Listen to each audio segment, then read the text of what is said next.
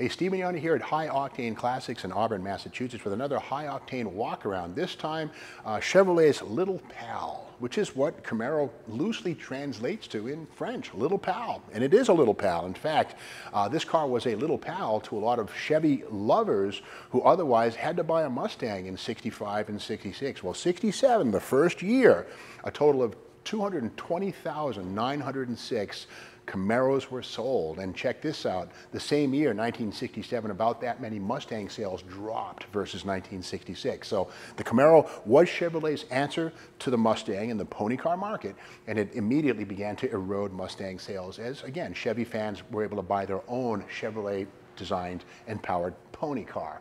Now again, of those 220,906 Camaros built in 1967, 3/4 were V8 powered. It's right, only 55,808 had the six-banger under the hood. So people who bought Camaros generally wanted power. And this one here was born a V8, but again, we know it's a 67 because we see the vent window right here. One-year deal. 68, this would go away in favor of GM's Astro ventilation. But 67 right here, first year for Camaro. All of these, of course, were two doors, no Camaro wagons, no four doors. There were convertibles, but the Camaro was, generally speaking, a close-coupled personal sporty car, the pony car, patterned after the Mustang. And again, these cars were massive sellers then as they are now. The trunk spoiler here, commonly seen on Z28 starting in 1968 and also available on Super Sports, but a classic add-on touch, just gives the car a great sort of a jaunty little look at the back. And it adds some degree of down pressure at about 110 miles per hour. There definitely is going to be some downforce as the air molecules hit that, push it down. And I'd say probably something like 60 pounds of downforce at 120, 30 miles per hour is very likely on this. And again, like Mustang, you know, Camaro designers took some cues. The centrally located gas cap, which was also a Mustang thing. Hey, if you can't beat them, join them. But again, the Camaro was uniquely Chevrolet. And speaking of Chevrolet, under the hood, no Ford engines in these Camaros. Let's take a peek at what this one has under that hood.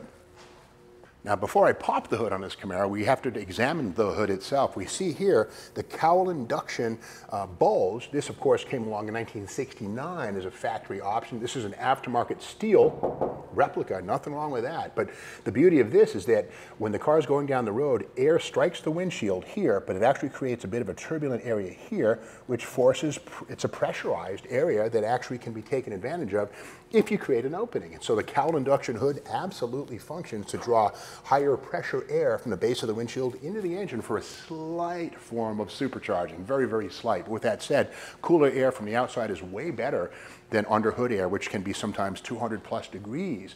And every 10 degrees of reduction in air temperature into the engine is a small amount of power. So you increase that power by bringing cold air from the outside. It's 3 horsepower, why not?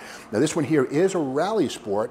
And that means it would have the hideaway headlights, and they're currently in the open position, but again, that was a rally sport specific detail, which really gave them Camaro a look unlike Mustang. Mustang never had hideaway headlights. And with that, it set the Camaro apart from Mustang when the headlights were closed. Gives it a nice, mean, wide, sinister vibe, too. Okay, let's open that hood and see what we find. Yeah, small block Chevy.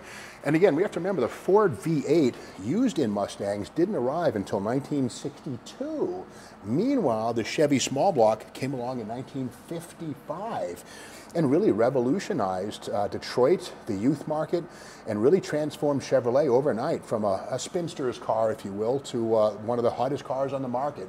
And the small block Chevy is such a good design that from 1955 well into the 21st century, minimum changes were made to it. It's pretty darn good, right like it was first designed. Now this one here does have an aftermarket aluminum intake, single plane. It's an Edelbrock Victor Jr. And again, that single plane intake manifold concentrates on mid to high RPM power, which is fine. This one has a small Holley 4-barrel carburetor on it to feed the engine and tube steel headers. And again, the small block Chevy is a classic. And remember, 3/4 of every Camaro built in 67 had a V8 power plant. Now, the smallest one was a 327. From there, you went to the 396. This one here is probably a 350. And with that said, plenty of power right here to get this puppy down the road. And again, a lightweight design. Small block Chevy is a fantastic engine. Let's look inside this car and see what's going on there. inside. Camaro has front bucket seats. And in this case, something that was not available back in 1967, a 6-speed manual transmission. We see here 1, 2, 3, 4, 5, and 6. The 2 gears at the top are overdrives, which drop engine RPM on the open road for better fuel economy and better speed. I mean, if you're on a closed course, overdrive like this or double overdrive can get you well into triple digits, whereas a standard straight 1-to-1 4th gear transmission might be all done 120. These will give you another 20 miles per hour if you have the engine to pull it. Kind of cool. But again, the clutch pedal in this one connects you to the car like no automatic ever could. Bucket seats in this one, although you could get a bench in a Camaro back in 67, kind of rare, but some people did go there. If you had a small family, 3 across seating was a little more comfortable. Of course, in that mode, the shifter would be up on the steering column, and that would be a family variety 6-cylinder kind of a Camaro, the minority for sure. But this one's pretty cool. You know, Camaro is sort of like a blank slate. A lot of folks like to customize them and personalize them to suit their personal tastes, and that's what's been done here. No harm there. These are TMI bucket seats, which are more comfortable than the factory Astro buckets. They do the job quite nicely. And again, the interior has been color matched to the outside of the car. The charcoal gray here would have been probably a matte or a semi-gloss black from the factory, but again, no harm done in little custom touches. The original glove compartment door has been sealed over, and again, it makes it a little more sanitary and just a nice presentation inside. And again, just like the Mustang is often customized, sometimes restored, so too with the Camaro, and no harm done.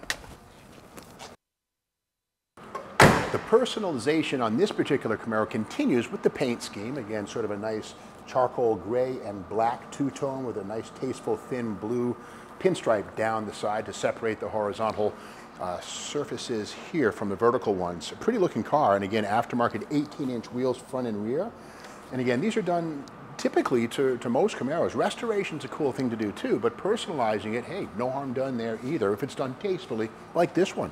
Now the trunks on these cars are interesting because, you know, a lot of folks would buy these cars who had young families and they needed some room. And these came with a fair amount of trunk volume. You could get a couple of suitcases in there, a whole bunch of groceries, a week's worth. And in fact, this trunk was a little bit bigger than a Mustang Fastback, which would have had about 2/3 the size deck lid. Now the Mustang Sedan, the hardtop, which was not as sporty as the Camaro, which actually had a sportier roofline than the Mustang Sedan, did have a bigger trunk. But I think the Camaro did a better job of combining the sporty looks of the semi-fastback roof and a workable trunk compartment. And again, as Chevrolet, it's strictly wide, sort of a smooth Coke bottle form to this. The Mustang was more crisp and angular. So Chevrolet absolutely riffed on the Mustang with the Camaro, but made it their own. Great looking car. And again, a total of 220,906 Camaros were sold in the debut year, 1967. And we see that vent window. This is definitely a 67. And it is, again, telling that Ford Mustang sales dropped by about 220,000 units in 1967. Camaro had arrived.